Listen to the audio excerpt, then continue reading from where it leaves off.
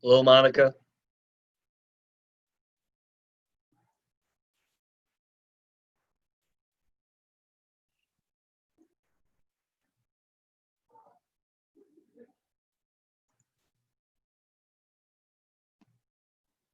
Hello, Jay. Sorry, making my You're all call. right. I'm printing out the good morning. Okay, gotta have that coffee. Yes, sir, I do. And for whatever reason, I woke up super late today, so I was running, trying to get everything ready and prepared for right now. I'm printing out actually the contract because or the paperwork for the listing because this is the one that I'll be doing within the next few days for my sister. Right, did you get the, on the daily email is the paperwork for today, did you get it? Yeah, Okay, it's like 28 pages. I'm printing that right now. It's still printing. is it really 28 pages? Oh, yeah, because you have the information, the data entry is like 11 pages or something. Okay, let's I'm gonna run down the hall, so let's take 2 or 3 minutes, and I'll be back and see if anybody else jumps on. Okay.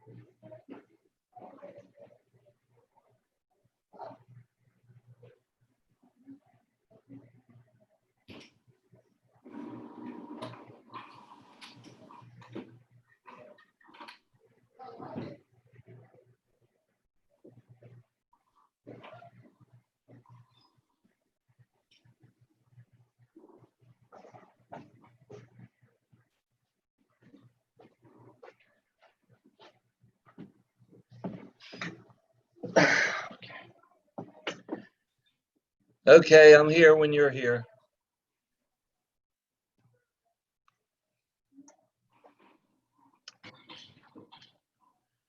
I'm going, Jay.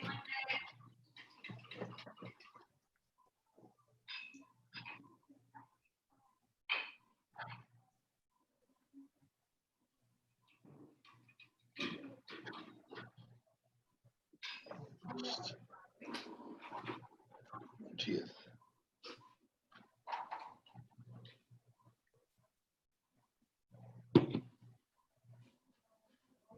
All right. Let's see. Page 2. Okay, you ready? Yes, sir. Okay, so the first thing that I do every single time, so the scenario is something like this. You know, you're going to go into the house, you're going to greet the sellers, and then you're going to want to ask them to give you a tour of their house. Okay. You need to have your file, you need to have a paper, I mean, a pencil, a pen, and that's your opportunity to make notes for the positive things as well as the negative things. You're not going to remember them, so write them down, okay? Okay. And then you're going to do the whole thing, walk around the whole house, outside, whatever. And then you're going to sit down either at the kitchen table or the dining room table, and you're going to start your presentation. The first thing that I do every single time is go over the Polk County Property Appraiser's printout. And I'm looking for a couple of things. In the top left-hand corner, I want to know, is the ownership the same or has that changed? Okay. I want to know, has the ownership remained the same or has it changed? Because, okay, let me just keep going. So that's the top left-hand corner. Over on the right-hand side, you have details about the house, the number of bedrooms, the number of bathrooms, the square footage of the house, and realtors, if you look right here in this box, you see over here it says total under roof, Right. okay? And then next to it, it says living area, Uh-huh. okay? Realtors deal in living area. Okay. Builders deal in under roof. And living area is considered air-conditioned space that is livable. So if somebody enclosed their, I mean, no, if somebody dropped air conditioning into their garage, but they use it for a garage, that is not considered living area. That is not part of the square footage of the house for that realtors use. Oh, okay. Right? So if somebody converts their garage into like a room or something. No, no, no. I said if somebody drops air conditioning into the garage and uses it as a garage, that is not living area. If somebody takes their garage and converts it into a family room and drops air conditioning into it, that would be living area. That would be part of the living area house, okay? Okay. So the reason you want to check these things is because the county doesn't get it right all the time. And you want to make sure that the information that you're putting out to the public is correct, because a lot of the information that goes into MLS comes directly, it's auto-populated from the Polk County Property Appraiser's website. Got it. All right. So if we do find some discrepancies, because that listing will be auto-populated, then we need to go in and manually change the things that are wrong, Okay. whether it's square footage, bedrooms, bathrooms, ownership, etc. Okay, let's go to our listing agreement. Now, even though this says this is a listing agreement, this is a contract. You know, let me close my door here.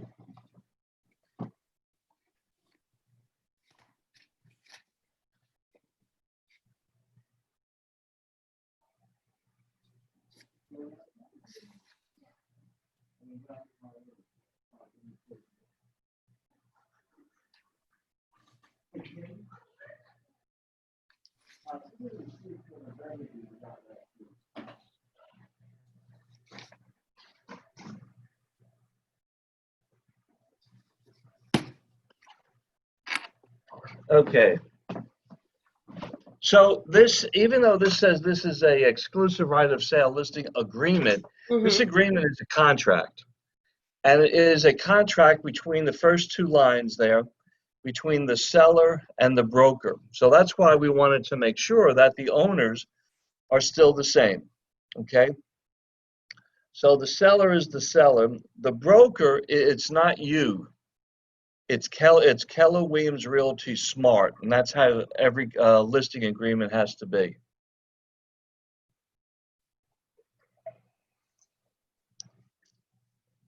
Got it.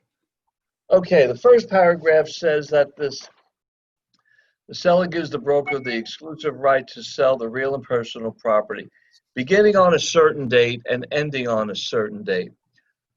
We generally want to get a 6-month listing, okay? 6 months is kind of the standard amount of time. Have you done your MLS with LAR yet? Have you gone to your MLS training classes? Yeah. You have, okay. Yes, they do them online. All right. Did they mention anything about this? There's different areas of MLS. Did they mention the statistics? Did they go over that with you? Not that I remember. No, okay.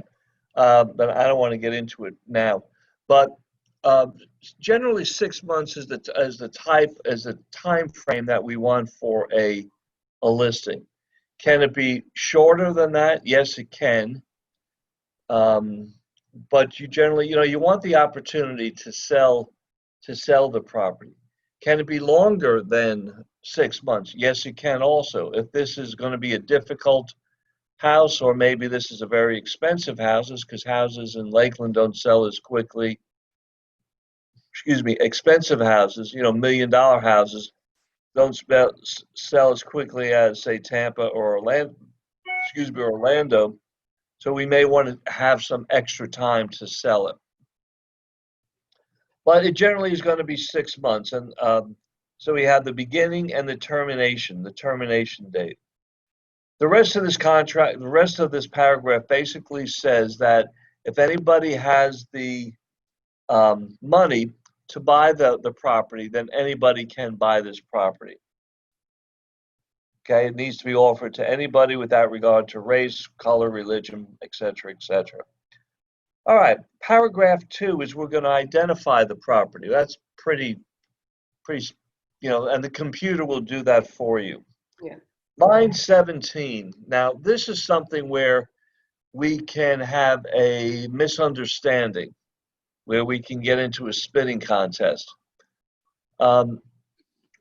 And how that happens is just, we hear things and we formulate different ideas in our head, depending on where we come from, our background, etc. So you want to be very specific with the seller, and you want to be specific on what is going to remain in the house when the seller leaves. What is remaining behind? And usually at this point, I'm going to say, that I'm going to go through my list: refrigerator, range, dishwasher, disposal, microwave, washer, dryer, garage door opener, all ceiling fans, all window treatments, all light fixtures, pool equipment, whatever applies to that specific house. Now, let me just give you an example of how things get confused because of misinterpretation. I was taking a listing and I went through this whole thing, and I said all window treatments. The lady said yes. So I was walking through the house measuring, because you have to measure all the rooms. And I said, oh, that's a nice valance. It matches the master bedroom bedspread. And she said, yeah, and we're lucky because the house that we're having built, the windows are the same size in the master bedroom, so we'll be able to keep the valance. And I said, well, good for you. I said, but maybe I misunderstood what you said. I thought you said that all window treatments are going to remain behind. And she said, well, yeah, the window treatments are, but that's a valance. Okay? So it's different people have different understandings of different things. So it's your job to make sure that, when you say all window treatments, you might say, that includes the drapes, the rods, the valances, the curtains, whatever the window and attached to it has. You can't be really too specific, because people have their own interpretation of what's what. Got it. If you need, on line 18, you see it says see attachment. If this is a big whoop-de-doo house and you need other, just go ahead and do it on another piece of paper. Line 19, line 19 and 20. They're not asking is the house. Hold on one second. I usually don't do this, but whoop.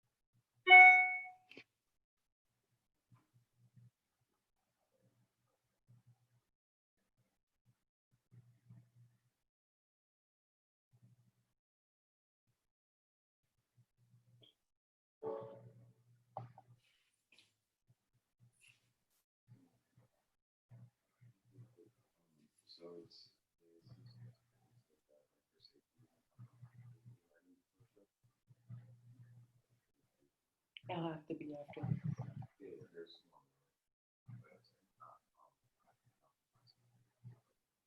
Yeah, as long as it's after this. I think this is around 11.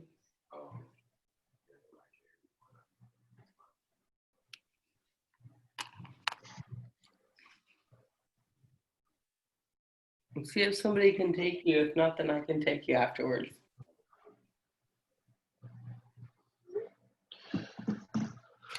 Okay, so line 19 and 20. They're not asking is the house occupied. They're asking is the house occupied by a tenant. Okay. Line 20, it says property is or is not currently occupied by a tenant. So whatever it is. And if it is occupied, when does the lease expire? You would put that down also. Okay. So like, let's say the owner's going to stay there until the house is sold. That's not what they're asking.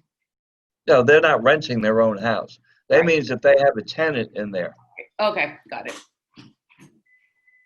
So if in fact that happens, there are two type of houses. There is owner occupant houses, Yeah. and then there is rental investor property. If this is a normally owner occupant house, but there is a tenant in there, then the first question I ask the seller is, have you had a conversation with the tenant that he knows that you are selling the house? Basically, you're making him homeless. So you need to make sure that the owner and the tenant have worked out some type of agreement where the tenant is agreeable and will in fact work towards getting the house sold. If you think about it, if the tenant's not on board, you're never going to be able to show that house. He's not going to ever let anybody in. Okay. Okay, paragraph 3 is price. So by the time you've come to this part, you've done your CMA and you've done your marketing plan. So, even though I've done my CMA and suppose, I think that a good list price is $159.9, and that's what I've told the seller. We've had that conversation.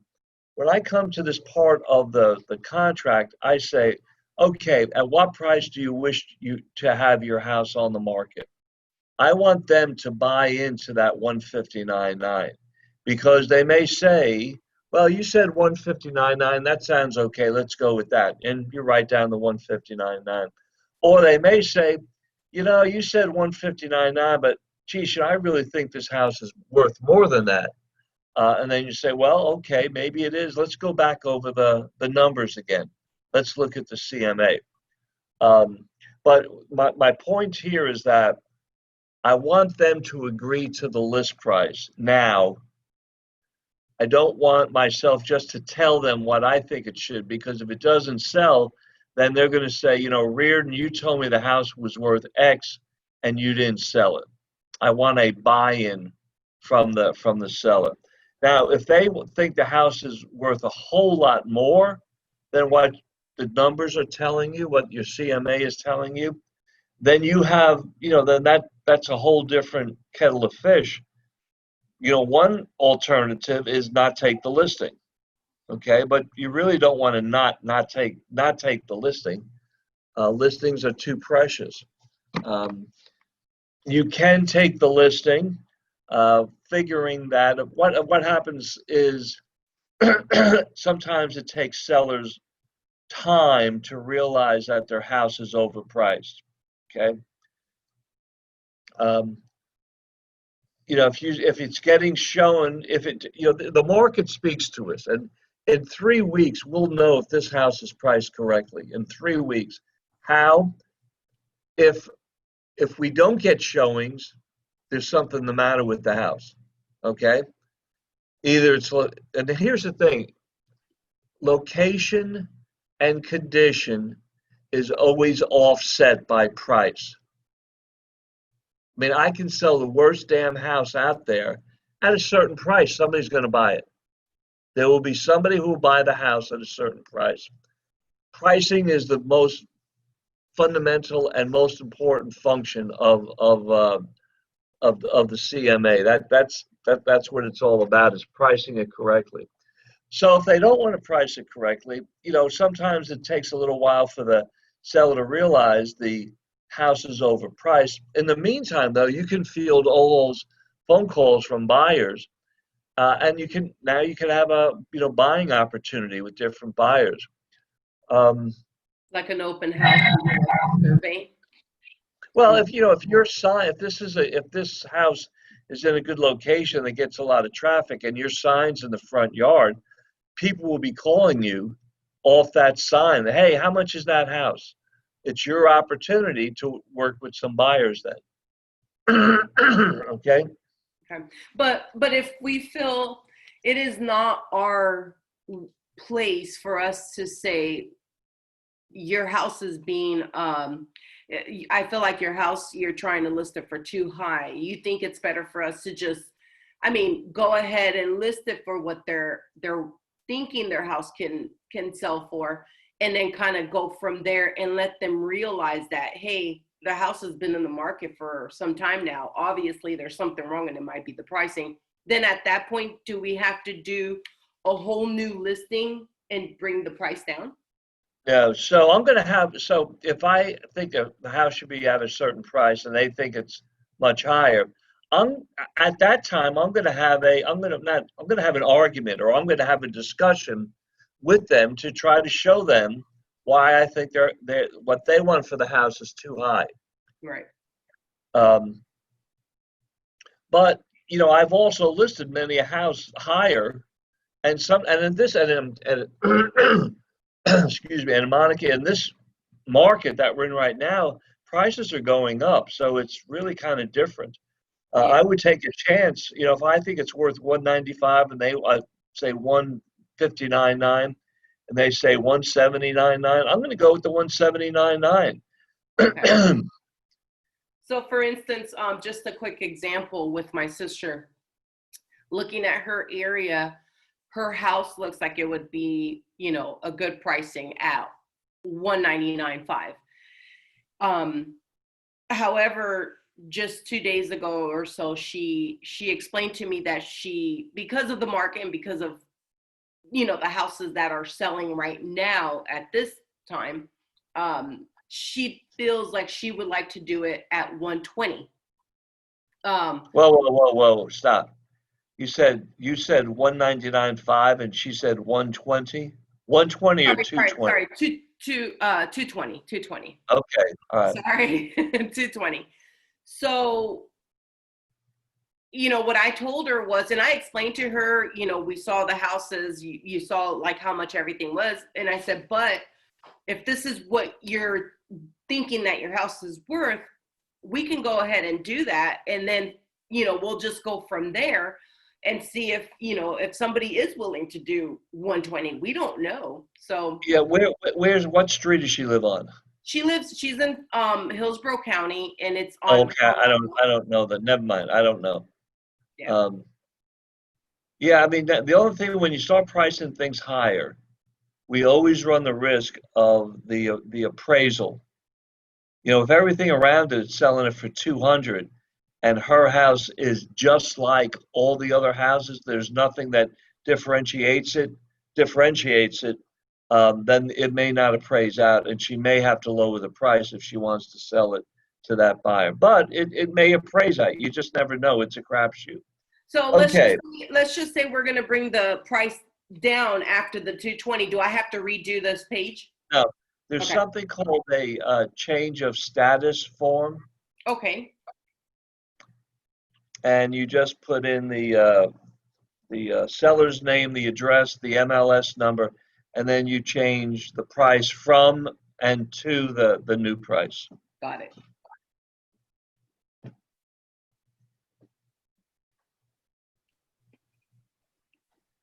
Okay. The next line, 23, is you're asking the seller, you know, will you accept cash, conventional, VA, FHA, or other? Most sellers don't know what that means, so I just usually just check them all. Okay. Line 37, you're asking the seller, do you want to, at this point, do you want to contribute anything to the buyer's closing cost? Usually people say no because I got to pay you your commission, I got to pay title insurance and doc stamps. Let the buyer pay for their own expenses. So usually I just put 0 in there. All right, turn the page to paragraph 6. So line 51 and line 52, I am not going to X. Because if you exit, that means you are opting out. We don't want to opt out of anything on the computer, on the internet. So 51 and 52 do not X. Yeah, just leave it blank. Yes, ma'am.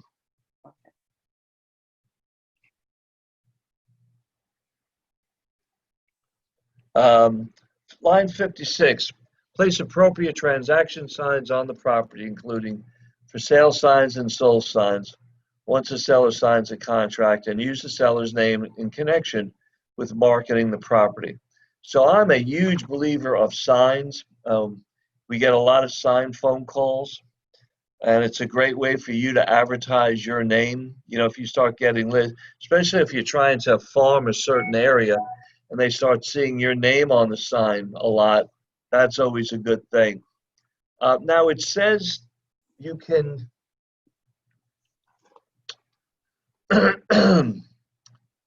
sign, including for, and sold sign once a seller signs a sales contract. I disagree with, I don't know why the hell they put that in there, because once a seller signs a contract, the property is not sold, it is under contract. It has not closed, it has not sold. So I'm not going to put a sold sign on my sign. There are some, maybe you've seen it where there's like a sign right or a little sign that attaches to the sign that says under contract or sale pending. I don't put those on there either because I think I'm doing my seller a disservice, because I think people that may have an interest in that property, if they see under contract or sale pending, they're probably not going to call the realtor to find out about it. Line 58, obtain information relating to the present mortgages on the property. Let's see here. If you look in your packet of information, right after the, well, it's the order form for Smart Title. Okay, I think I saw that somewhere in here.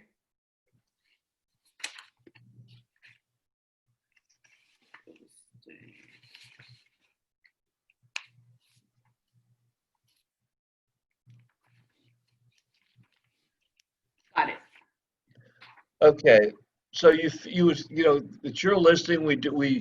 Our closing company is Smart Title next door, so you would fill this out for all your listings. And right here in the middle of the page, it says mortgage payoff. Okay.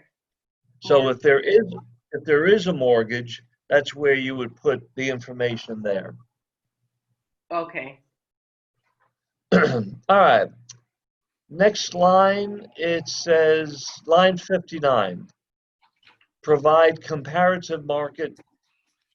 objective comparative market analysis information to potential buyers. If you look in your packet of information again, let me see if I can find it here.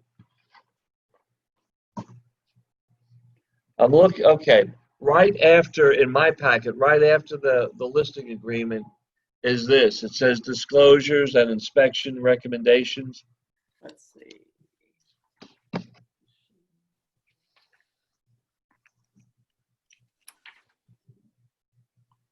Yes, got it. Okay, so the top line, the address of the property goes in there. The next line, your name goes there. And then what I'm just showing you, I'm showing you how this paperwork is related to each other. The next paragraph talks about a brokerage relationship. It says that we are transaction brokers. That gives us the right to work with buyers on our property. And I'm just showing you on line 59, it says that we can we can do a CMA for buyers. Got it. Okay. Well, let's go through the rest of this. Okay. Talks about affiliated business relationship with Smart Title. Talks about Keller Williams 295, hidden defects, etc. Next page, on the top of the next page, you'll see that the seller has to initial up there. Right. And in the middle of the page, it wants to know if they're going to do a home inspection. Well, most sellers do not do a home inspection. Buyers do home inspections. So, what I usually do is it doesn't say check, you want to initial, I will not have. Now, can they have a home inspection if they want? Yeah, every once in a great while, you may have a seller who says, this is an old house. I don't really know what's working, what's not. We can do a home inspection. And then on the bottom, they have to sign and date. Okay. All right. And then the next page is the home warranty, American Home Shield. Okay. The home warranty. So this gets a little confusing. So let me go back to here. Let me go back to the previous page. Okay. In the middle, it says it asks, do they want to do a home inspection? That is looking at the house. What kind of condition is the house in? And that happens before closing. Okay? Okay. This home warranty is basically, it's an insurance policy that if certain items in the house break, that the homeowner who bought this policy can call their company and that company will send out a vendor to fix it. Okay. Okay. All right. So how is this filled out? So the top left-hand corner, the address goes in there. And then on the bottom right-hand corner, you'll see this too long. Okay, so the sellers sign this, whether they want to buy it or not, even if they don't want to buy it at this point. If they don't want to buy it, they would X the little square above it. It says, I decline. Okay. Now, if later on a buyer comes along, and don't forget, we're working with the seller now. If a buyer comes along and wants the seller to pay for a home warranty, at that point, the seller can. But they're just saying now in the beginning of the listing, I don't want to pay for it. Okay, and then we just leave it like that. If they were to pay for it, we don't have to add any documents or anything. We just leave it alone, or if they pay for it, that's going to be denoted in the contract for sale and purchase. It's going to say the seller's going to pay for it. Okay.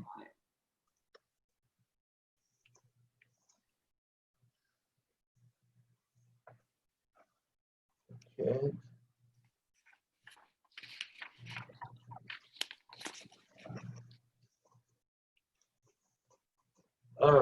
am I here? 56. Line 60. 60, okay. I always try to use a lockbox. Always, always, always. And I use an electronic lockbox. It costs a little bit more, but I think it's well worth it to protect yourself, protect your homeowner. Because if you use a combination lockbox, the first time that you give out the code for that lockbox is thereafter never secure. An electronic lockbox is a computer, and all realtors have, if they have it's called a super key. It's a laser. All realtors have their own individualized 4-digit code, so you know who came and went in your house. Combination lockbox, you have no idea who's coming in your house. There's nothing to record who entered your house. So even if the owner is going to be living there, you still put a lockbox on there? Yeah, because when you're having a showing, you do not want that owner present. They need to vacate the property. Got it.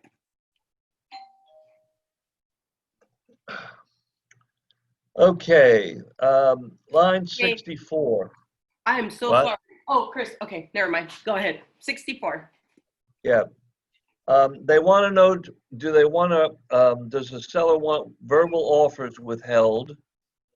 And the second one is, do they want, once the seller accepts a contract, do they want to accept any other contracts? So I don't X either of those because sometimes you have to do things verbally, via the telephone, okay? And if somebody wants to make even if the house is under contract, and another buyer wants to make an offer with what's called a backup contract, I'm like, yeah, no harm, no foul, so I'm going to accept it. So line 64, I am not going to X either of those boxes. Okay.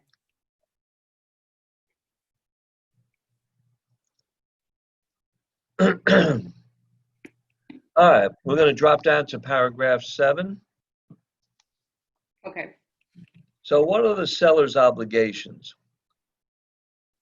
So it says they're going to cooperate with us in carrying out the purpose of this agreement. And then line 79, they're going to give us keys and make the property available for showing during reasonable times. Now, every once in a while, you may have a seller who does not want a lockbox on the property. I've had that happen to me with some of my higher price listings. They really don't want a lockbox on it, and I have to be present for showings. That's okay. I don't have a problem with that. But I do have a conversation with them about always having the house ready to be shown. Every day the beds have to be picked up, the kitchen cleaned, bathrooms, etc. Because you never know when that phone's going to ring. We don't know when we're going to get a showing opportunity, and we never want to say no to a showing opportunity. Right. Unless it's something major, unless it's like Christmas Day, right? Easter, or little Janie's 6-year-old birthday. I mean, that's birthday party. That's, different. If somebody just doesn't feel like it, too bad, shut up and get out of the house. Okay? You never know when the buyer is going to show up for the showing. Let's drop down to line 89. It says that the seller is going to make all legally required. They need to tell us if there's anything the matter with the house. If there's anything the matter with the house, they have to disclose it to us now. And we have to disclose it to potential buyers. Also, it's not just the house. Is there something going on around that neighborhood? If they know in 6 months that a road is coming behind their house and the state's going to take 30 feet of the backyard, the buyer needs to know that. That definitely may have an influence on whether they will make an offer on this property or not. Okay? So it's anything going on with the house or around the house that has to be disclosed. But if the seller doesn't know and we don't put anything on there, Well, if the seller doesn't know, the seller doesn't know. But but here's the you as a licensed professional realtor, your obligation is higher than that of the public. So, you know, you need to read the paper, you need to, or whatever you do for news, get online, but you need to know what's going on in and around Lakeland area. If there's new things, you know, if there's a new Walmart coming in, if there's a new road, if there's whatever, because that's going to affect your business. Got it. Okay, next page, next 2 pages actually, paragraph 8 and paragraph 9. So paragraph 8 deals with compensation, and so does paragraph 9. Paragraph 8 is a relationship between the seller and the broker, the listing agent, the listing brokerage firm. And paragraph 8 is the total amount of money that the seller is going to be obligated to have to pay for that service, whether there is one realtor involved or 2 realtors involved. And what I mean by that is maybe the listing agent has the buyer also. Okay, so that would just be one realtor. But the seller still has to pay the listing agent and the buyer's agent. So paragraph 8 is the total compensation that the seller is liable for. Paragraph 9 is a relationship between the realtors, the buyer's realtor and the seller's realtor, the listing brokerage and the buyer brokerage. And paragraph 9 is how much is that buyer's broker going to be paid? Okay, so that has to be stated in this contract. So paragraph 8 is total compensation that the seller has to pay. What do we normally charge for a listing fee? Do you know? For the compensation, is it 3%? No, the normal listing compensation is a total Like of 6%. 6%, right? It may be 7 also. It may be 5. Okay? It is whatever you negotiate with the seller. Customarily, actually that's changing now too. It could be 6, it could be 5.5, it could be 5. I generally charge 6%. Okay? Unless this is a repeat customer or something special circumstances, then I'll charge 5. But I generally charge 6. So I would put 6% on line 99. Okay. Okay. And then over on paragraph 9, on line 123, I would X the box on line 123, and I split my broker's fee with the other agent. So on line 123, I would X that box and then put in 3%. Got it. Okay, and that's paid to a single agent. The next box on line 123 on the far right, I would X that and I would put in 3%. Got it. Going down to line 124, I would X that box, but I would put in 0%, because that is for somebody who has no relationship with the buyer. I don't even know why they have that here, but they do. Yeah.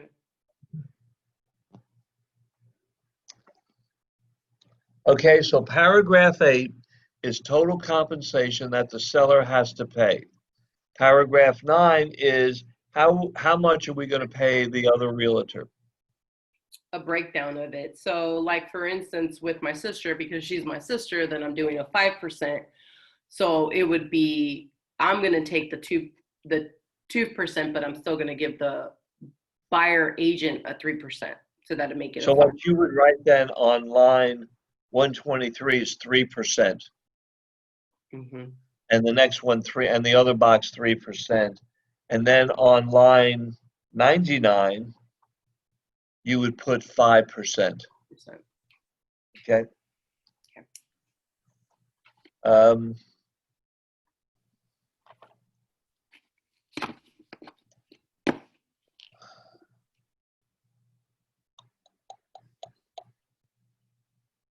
on line 117, Mhm.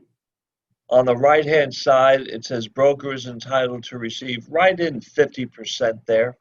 Okay. What that means is if a buyer defaults on a contract, if the buyer defaults on a contract and they lose their escrow money, we as the listing agent get 50% of that. Okay. Okay. Remember in my listing class the other day, when we talked about escrow, I said get as much as you can because you Right. want that to be a difficult decision if the buyer is going to break the contract. Okay.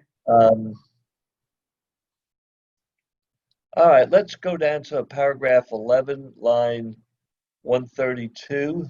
Okay. Conditional termination.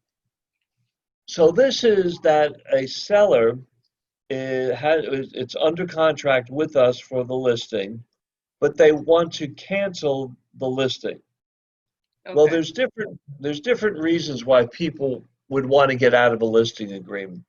One may be that they just changed their mind. They just, I don't want to move. Okay. So that they control that destiny. They control that decision. Another reason may be that the seller cannot control the reason. Maybe there's an illness, or maybe there's a job snag, or maybe there's a financial reversal, something that they don't really control. That's another reason. Another reason why a seller may want to get out of the listing agreement is you're just not getting along with the seller. And he just says, screw you, I don't want any part of you. Okay? So there are different reasons why people want to get out of a listing agreement. Now, can the seller get out of a listing agreement? Only if the broker says yes. It is up to the broker to let the let the seller out of the listing agreement. And if the seller agrees to do that, then if the broker agrees to let the seller out of the listing agreement, then the seller needs to sign a withdrawal agreement and also the possibility of paying a $750 withdrawal fee. And it says that in that paragraph. Now, if somebody wants to break the contract because of circumstances that they cannot control, I'm not going to charge them that fee. I mean, if their life is kind of taking a little side turn, I don't want to add to their aggravation by charging them money. But I will tell them, I will say, normally there's a $750 fee. I'm not going to charge you that, with the understanding that when things straighten out and it comes time to sell your house, that you're only going to call me. I'm going to be your listing agent. Okay, I always like to plant that seed. Okay. Now, if somebody just wants to break the contract because they have a change of heart, I may charge the full $750. Or what I've done in the past is I've charged part of it, like $500, and I said, if you have a change of heart and you call me and I list it, I will rebate back to you 50% of this withdrawal fee. Okay, and that's just Jay. You can do anything you want. Now, if there's a personality disagreement, I'm not going to just cancel my list. Listings are too precious. We want to hold on to them. So what I'm going to do, if that's the case, I'm going to find somebody in my office that I think has a personality that can get along with this seller. So I'm going to call that other realtor and say, hey, do you want to take this referral? He and I are just not getting along, but I think you would get along with him well. And I'm going to charge you either a 20 or a 25% referral fee. So it's a win for the new realtor because now they have a listing that they didn't have before. It's a win for Jay because at least Jay gets a 20 or 25% referral fee. And I don't have this idiot in my life anymore. And the seller's thinking the same thing. I don't have this idiot Reardon in my life. I have somebody I can get along with. Okay. So so the seller cannot They can demand to get out of the listing, but so what? They can demand anything they want. They don't have the legal right to get out unless we say that they can get out. But thank God I've not had a lot of those, to be honest with you. So,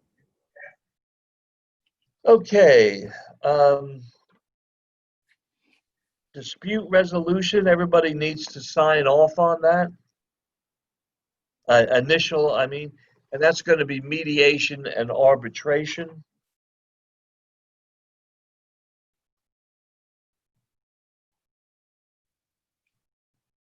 And then it could go to litigation after that.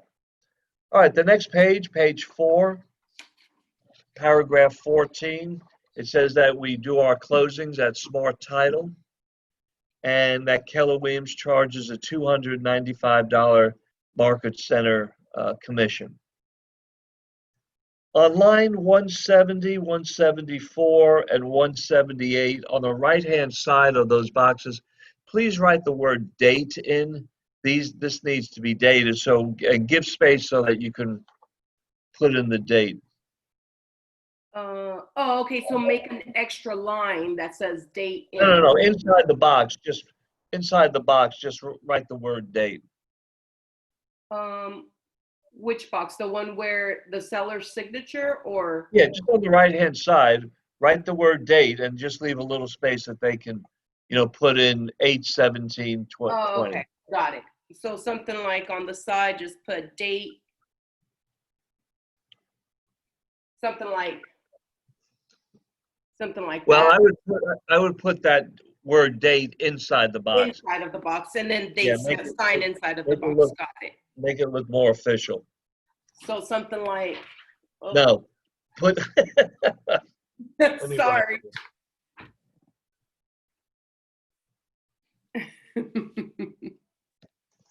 Yeah, like this.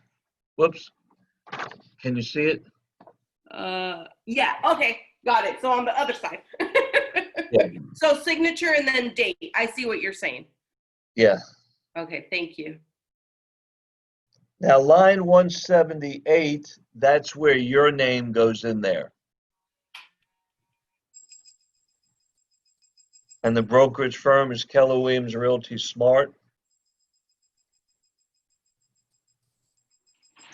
And then line 181, all the stuff we're doing today with your customer, we have to give a copy to them.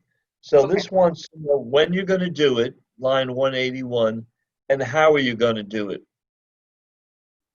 Most times it's going to be a email. Okay. Oh, okay. So I could email all of it, or I could just hand it to them personally. Well, but how are you going to get your copy? So, like, if I make a copy of this, like once I'm done with it. How are you going to make a copy of it? You're sitting in their house. Oh, I see what you're saying. Yeah, so yeah. Like, Easiest thing is just if they don't have a printer, then I wouldn't be able to. I have a copier here, but if they don't have one, yeah, you don't want to ask your customer to use their printer. No. In their house. So no. I would just. What I'm saying is just go back to the house or go back to the office, and just scan and email it to them. Got it. That's the easiest thing to do. Okay. Okay, the next thing I want to go over is this page. It says affiliated business arrangement disclosure.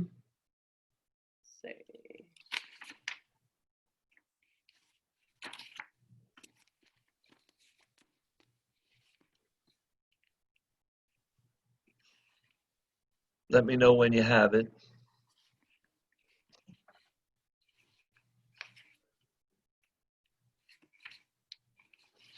Okay, got it. Okay, real simple. It says to, that's to the right in your customer's name there. Okay. From, your name goes in there. The property address is the property address and the date is the date. Okay? Right. And then on the bottom, they sign. Okay.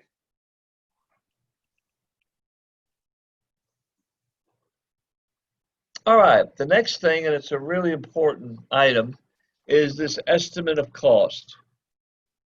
Okay.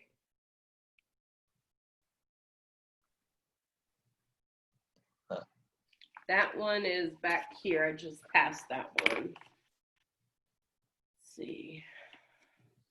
These pages are stuck together. Real estate. Just had that one. Is that one at?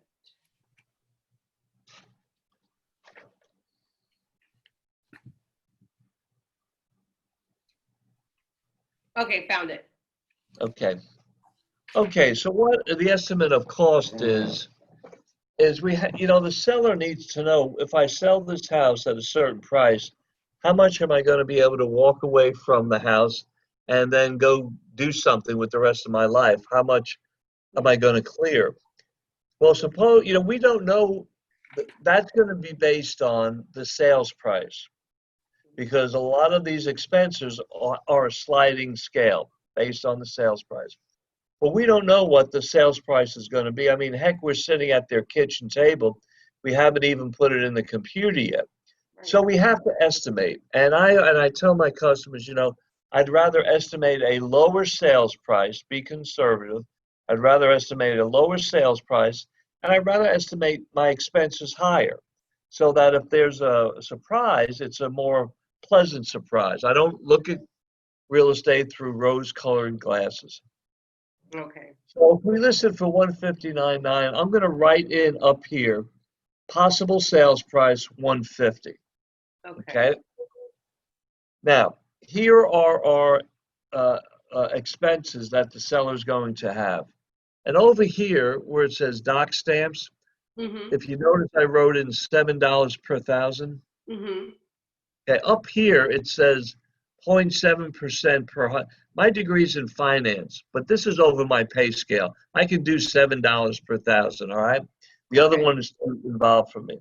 So what I did, so the sales price of 150, divide that by 1,000, that gives us 150, and then I multiply 150 times 7, and that gives us $1,050. Right? Okay, say that. I'm sorry, say that one more time. Okay, so if you're going to do this by, how old are you? 40. Okay, you're cuspy. So you're probably pretty fluent on a computer then, right? Yes. Okay.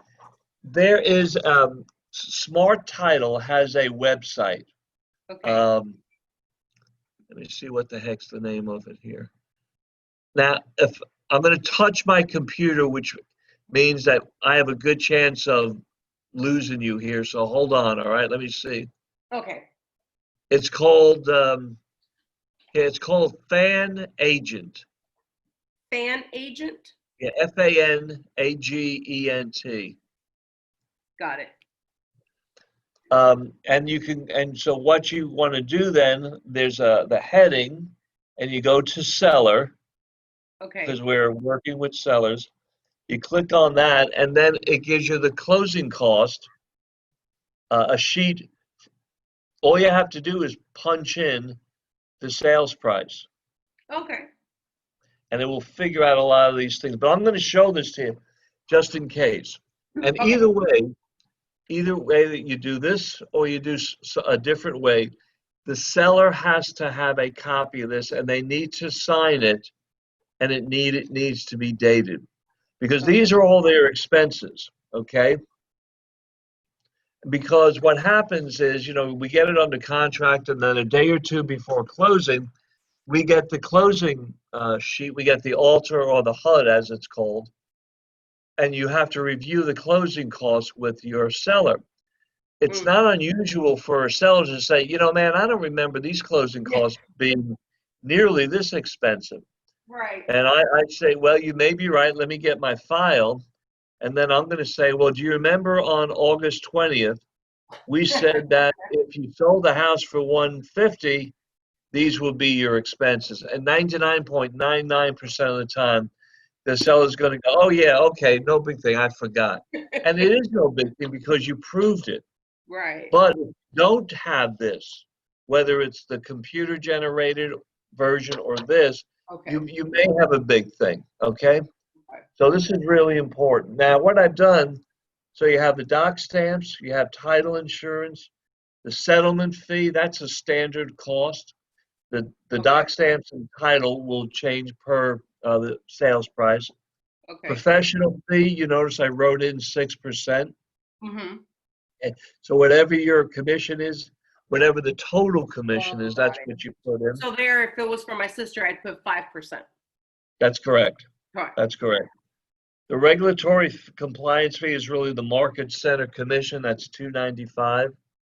And then a home warranty, I put in $405. Now, even if the seller said, well, wait a minute, I told you I'm not going to pay for that home warranty. I'm going to say, you are not bound by this paper. Again, I'm just estimating, and it is not unusual for a buyer to ask the seller for a home warranty. And that's up to you. That's part of that. You know, if it's a good offer, it may be worth you paying for the home warranty. I'm just putting it down here again. Sales price low, expenses high. Be conservative at this point. Right. So you add up all these numbers and it comes to 12,325. Okay. I'm going to pull down my 150 from up here to Okay. down here. I'm going to subtract my closing cost, and then we have an expected gross revenue of 137,675. And I'm going to say from that amount this is the amount from which you can pay all your liabilities on the property, and the rest is yours. So if there are no liabilities, if there is no mortgage or anything else, then the whole thing's theirs. But you have to get them to sign and date this thing, okay? Okay, the next thing that I'm going to go over is this, the seller's real property disclosure. It's 2 pages. Let me see it, Jay. I'm sorry. Okay, so I haven't passed that one yet. So let's look.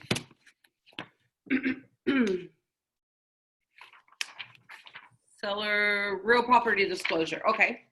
Yeah. So it is not required that the seller provide a property disclosure.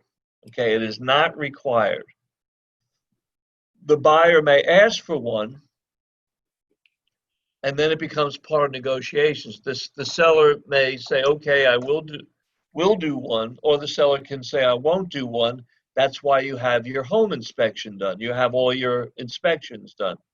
Again, if the seller knows of some defect, he has to disclose it though, okay?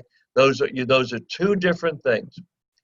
But if the seller, because if you read this says that, I'm the seller, but I don't know of any deficiencies in the house.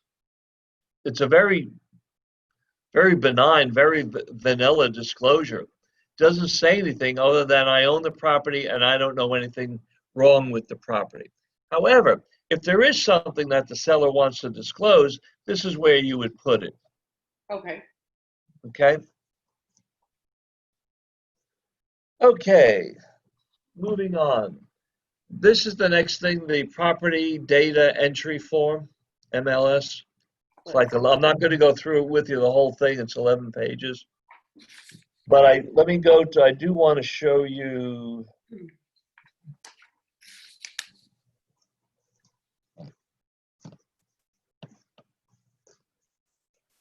The comprehensive rider to the residential contract for for sale and purchase. I'm not doing that. That's the homeowners association. I'm not doing. I'll do that in my addendum class. Got it. All right, turn to page 6 of the listing data entry form, please. Okay, page 6. All right. Yeah. 1, 2.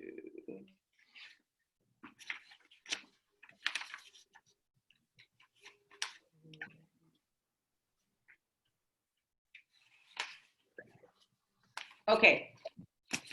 All right, over here, this is what I want to talk about. So it says room type, room level, width, length, primary floor covering.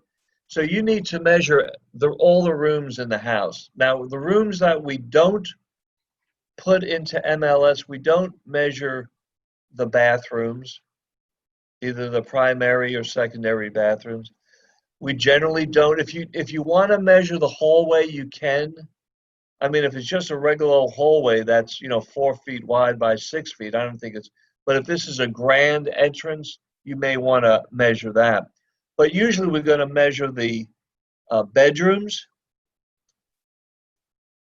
We're going to measure the kitchen, and if there's a kitchenette, an eat-in space in the kitchen, we're going to measure the dining room, the living room, the family room.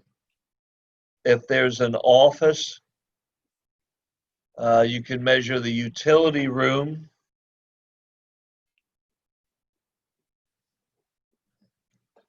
If you want to measure the lanai.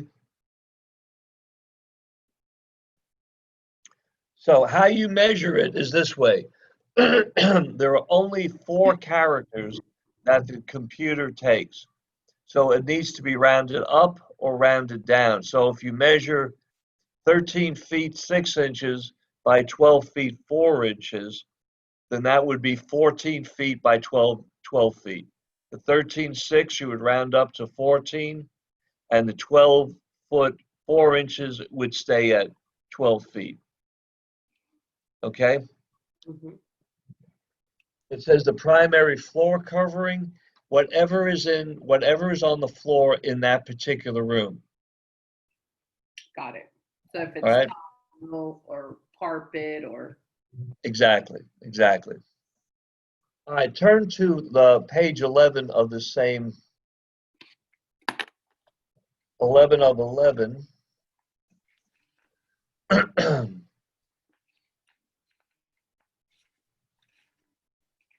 Okay. All right, I want to, right here, you see there's public remarks, realtor-only remarks, and directions. Yes. Okay, let's start with directions. So we need to put in directions to get our fellow realtors to this property. So where do you live? I live in Lakeland in the south side, Lake at Laurels property. Where? Lake at Laurels. It's D.R. Horton. Okay, I don't know where that is. Off the 570 toll. Off the toll road. Mm-hmm. You know where the Cobb is at? The Theater. The Cobb Theater On by Harding. on Hardin Boulevard. Mm-hmm. Yeah. The toll going west. Okay. So let's just use your house as an example. You have to start from a point specific and then go from there. So you may say, from Hardin Boulevard, take the Polk County Parkway west.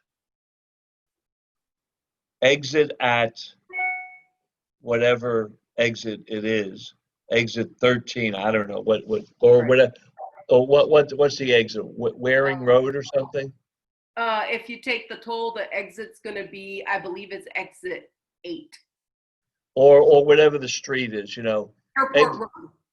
Okay. So from Hardin Boulevard, take the Polk County Parkway west to Airport Road. And then you're going to go turn left at the light, correct? Okay, and then okay. So but I wouldn't use I would say turn east at the light. Is that going east, I think? That's going north. North, south? North. Where? No, North. okay. So you could what you want to do is use north, south, east, and west rather than left or right, because there's only one north, regardless of where you're coming from. There's only one north, one east, one south. Okay, like if we were selling this office building down here, and I'm in the office now, down on Pine Street. So Mhm. what you can do is you could say from I-4 take Florida Avenue south to east on Pine Street. Or you can say from the Polk County Parkway, take Florida Avenue north to east on Pine Street. So start from a point specific. You can start anywhere, and then go north, south, east to west, etc. Okay? With the directions, what I ended up doing was I looked them up because you know the GPS gives you now directions and it'll kind of like break it down for you.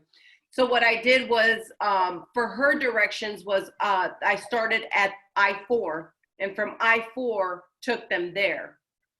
Okay, so again, remember now, you always remember this. These directions are for the local usually the realtors that are local. Okay. So a lot of times I can tell if this is an out-of-town listing agent because of their directions. Oh, got it. It doesn't make any difference, but I'm just saying you want to, yeah. I mean, if you use that, that's fine also. Yeah. I mean, It sounded very basic, and it used the north and the south, and it was just kind of like get off of eastbound I-4, make it turned on I don't know Martin Luther King, and then from Martin Luther King, Bel Rico.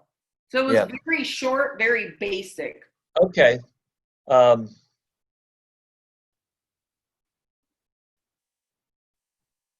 Okay. All right. So the next thing is let's go to public remarks. So this is your opportunity to kind of hold your hand up and say, "Hey, look at me! I'm a great house." This is your opportunity to talk about the house.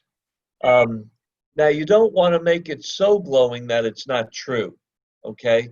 If you say a wonderful lake view, but if the only way you can get to the lake view is to get on the second, get a ladder to get on the second story, to get on your tippy toes to see 10 feet of the lake, when that buyer arrives at that house and they don't see that, they're going to be ticked off, right? So you want to make it, if it's an older house that's been refurbished, you want to talk about all the new great plumbing and electrical and cabinets and granite and all that stuff. If it's centrally located, it's close to shopping, medical, transportation, etc. What you can't put in this section, in public records, public remarks rather, is you can't put anything about yourself. You can't have your name, your phone number, your email address, your website, nothing about you. And also you can't have anything to do with like access to the house. If there's a gate code required, you can't put it there. If there's an alarm system, you can't put it there. It's strictly about you're describing the house. Now, realtor only remarks, that's where you can put stuff that realtors would want to know. So what I usually do in that section, I'll say, for showing instructions, call Jay Reardon and then my phone number. If there's a gate code, I will say gate code required. Please do not put down what the gate code actually is. Just say it's required. Or if there's an alarm system, just say an alarm system, active alarm system, please call J4 code, something like that. And then on the bottom, the seller needs to sign and date it. So I'm sorry, one more time for the realtor's remark, I am able to say, please call Monica Burdine with my phone number. I'm able to put my phone number. Oh, yes. Yeah, realtor only remarks you can, yes. Okay. Yeah. Okay, the last thing that I have is this phishing scam for the buyer. Excuse me, for the seller. They need to sign on the bottom, sign and date it. And basically what you're going to tell your seller is, look, if you get an email, even if it looks familiar, even if it looks similar, about sending money to this particular address or wire, do not send it until you call me first and I tell you it's okay. I had a guy on my team, he had a customer, a boy, young fella, who saved up money for years, and he got this notice and he sends it in and it was bogus. And thank God his bank caught him. but it still costs them about $1,300. So tell your customers if they receive something via email about sending money, do not send it. Check with you. It may be legitimate, but just have them check with you first. And if you're not sure, call your title company. Say, hey, did you guys send this notice about sending money? Okay. Got it. All right. I have you written down that you got credit for today's class. Thank you. Do you have any questions? I did have one question going back to the first listing agreement. Line 15, it says property legal description. Right. Is that the one on is the legal description inside of the Polk County appraisal? Is that the one that I put in there? Yeah. So that's going to be auto-populated. Okay. But it won't be Polk County. For your sister, it would be Hillsborough County. Right. Okay. But just to show you right here, Okay. that's where the legal description will be. Okay. Perfect. Perfect. All right. Yes, sir. Sounds good. Anything I'm going to else? work on her listing now today after this class. This is what I've been waiting for. So All right. Good luck. thank you so much. Appreciate All right. it. Have a good weekend. Bye-bye. Same. Bye.